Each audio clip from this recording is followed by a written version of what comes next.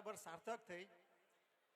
તારો હું માં બેટો જ્યારે બનીશ મરદો મોટો, ઘર ધંધો કરતા તુજને તો થાક ન ચડશે ખોટો. મારા ચાકર નોકર એ સૌ ઘરનો ધંધો કરશે, તું તારે હિંડોળે બેસી આ કર તે કર કરજે. દેવ સેવાની ફૂલ છાબમાં સૂકા પરણો જોઈ, તે મેળા નહીં માડી તારે રેવું પડશે રોઈ. એ પ્રીતમ મજબૂદારની કવિતાને કાજો પરિવારના પાર્ટનરોએ સાર્થક કરી બતાવી, એ બદલ એમને ખૂબ ખૂબ અભિનંદન. બાકી અમે તો ગામના માણસો, અમે તો નાનપણમાં અને પછી ખૂબ પરિસ્થિતિ વિકટ પરિસ્થિતિ બાળકોને મોટા કર્યા.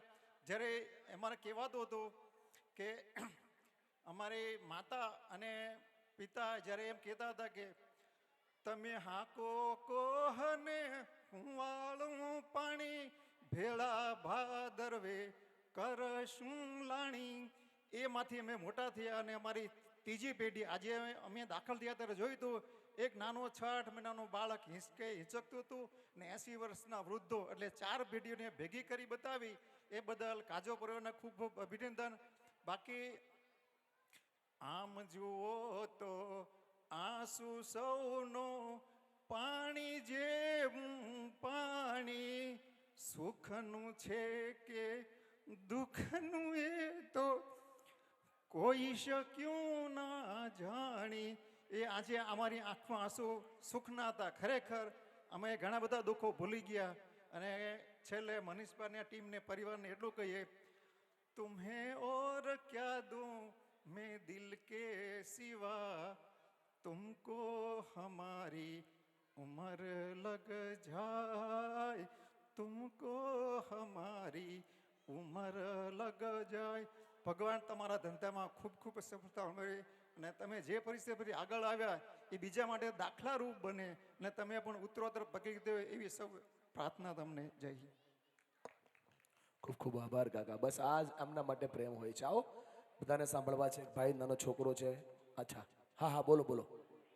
વાહ, અરે વાહ ભાઈ વાહ. આપ લોકોના પરિવાર સાથેના ફોટો, વાહ એલિસભાઈ વાહ, જોરદાર. એકવાર આમની ટીમ માટે તાલી પાડો. નીચે છે, જાઓ ત્યારે રહેતા જજો. આ તમારી રિટર્ન ગિફ્ટ છે કાજો પરિવાર તરફથી. તાલી પાડો યાર કાજો પરિવાર માટે એકવાર, જોરદાર.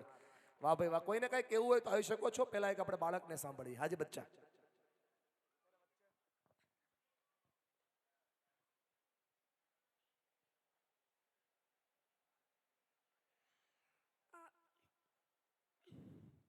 અહીંયા ઉપસ્થિત તમામ સજ્જનોને મારા પ્રણામ.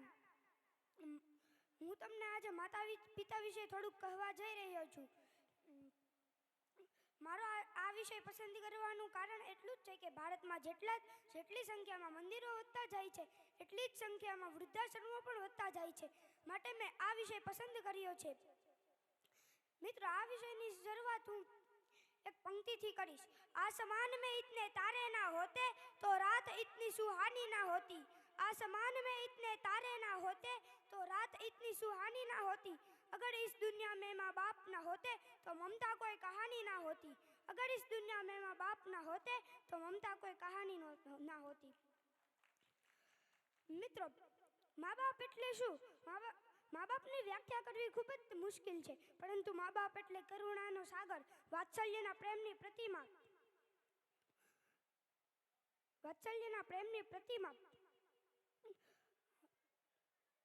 સાહેબ, તમારી પાસે કરોડો અબજો રૂપિયા છે ને, પણ માટે તમારા મા બાપ તમારી સાથે રહેવા માટે ઈચ્છતા હશે, પરંતુ તમે તેમને વૃદ્ધાશ્રમમાં ઢકેલી દેશો તો તમારા